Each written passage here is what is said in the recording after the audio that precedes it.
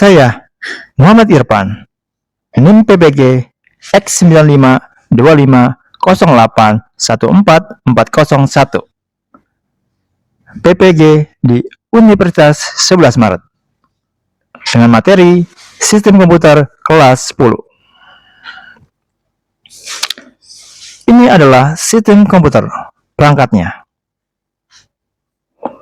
Nah, di sini ada peta konsep sistem komputer, ada hardware, software, dan brainware. Apa itu sistem komputer? Yuk kita lihat. Komputer adalah peralatan elektronik yang menerima masukan data, mengolah data, dan memberikan hasil keluaran dalam bentuk informasi, baik berupa gambar, teks, suara, maupun video. Apa itu sistem komputer?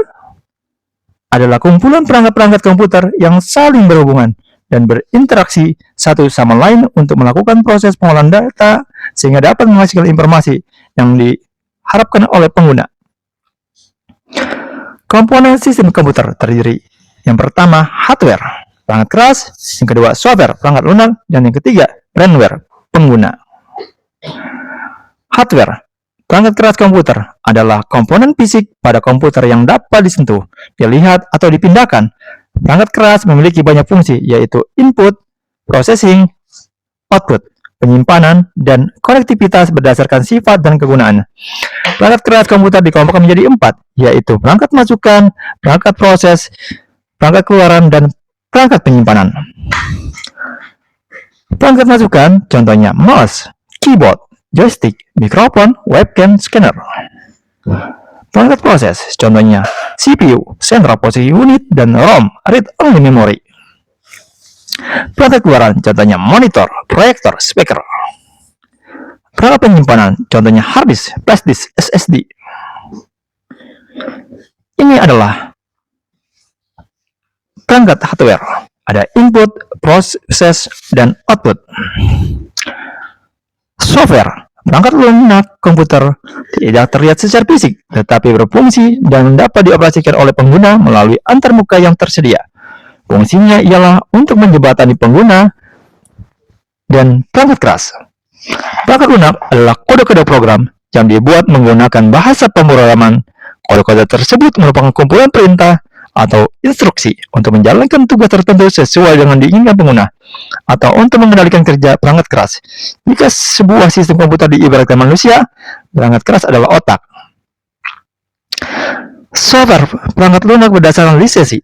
Yang pertama firmware, yang kedua shareware, yang ketiga adware, dan komersial. Yang pertama adalah freeware, ada software yang tersedia secara gratis untuk digunakan tetapi tidak menyediakan akses ke kode sumbernya. Contohnya Adobe Acrobat Reader dan Skype. Yang kedua, shareware. Software yang awalnya dapat digunakan secara gratis dalam periode percobaan, tetapi setelah itu pengguna diharuskan membayar untuk melakukan pengguna. Contohnya WinRAR. Yang ketiga, adware adalah jenis perangkat lunak yang dirancang untuk menampilkan iklan kepada pengguna. Meskipun sering kali gratis, adware dapat menggunakan pengalaman pengguna dan mengurangi kinerja perangkat. Yang keempat, komersial. Software yang dijual kepada konsumen dengan tujuan mendapat keuntungan. Biasanya memiliki dukungan teknis dan pembaruan. Contohnya Microsoft Office dan AutoCAD. Berdasarkan fungsi software, yang pertama adalah sistem operasi. Perangkat lunak utama yang memungkinkan komputer dapat beroperasi. Sistem operasi lah yang menjembatani pengguna sehingga dapat berinteraksi dengan komputer. Ada macOS, Linux, dan Windows. Yang kedua, program aplikasi. Program siap pakai atau program untuk melaksanakan suatu fungsi bagi pengguna atau aplikasi yang lain. Ada desain grafis, aplikasi perkantoran, dan pemrograman. Brainware. Pengguna adalah orang yang menggunakan atau mengoperasikan komputer dan merujuk kepada elemen manusia dalam sistem teknologi informasi. Istilah ini mencakup individual atau kelompok yang tersedia dalam pengguna, pengolahan, dan pengembangan teknologi. Brainware mencakup semua orang yang berinteraksi dengan perangkat keras, perangkat lunak, serta yang mempengaruhi efektivitas pengguna teknologi tersebut.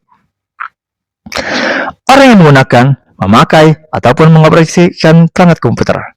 Yang pertama, ada operator. Orang yang mengoperasikan komputer atau bisa disebut juga sebagai user. Operator hanya bisa menjalankan aplikasi komputer yang diperbolehkan oleh administrator. Yang kedua, ada programmer. Orang yang menguasai berbagai macam bahasa pemrograman, sehingga ia mampu menciptakan sebuah program komputer. Yang ketiga, analisis sistem. Orang yang bertanggung jawab dalam merencanakan, menentukan, serta memberikan rekomendasi sistem atau software apa yang cocok untuk kebutuhan bisnis perusahaan. Yang keempat, ada administrator. Orang yang bertanggung jawab, mengatur, serta mengendalikan program komputer dan juga jaringan komputer. Yang kelima, teknisi. Orang yang bertanggung jawab memelihara komponen hardware serta memperbaiki jika ada kerusakan hardware dalam sistem komputer. Inilah adalah sistem komputer yang terintegrasi. Oke, terima kasih.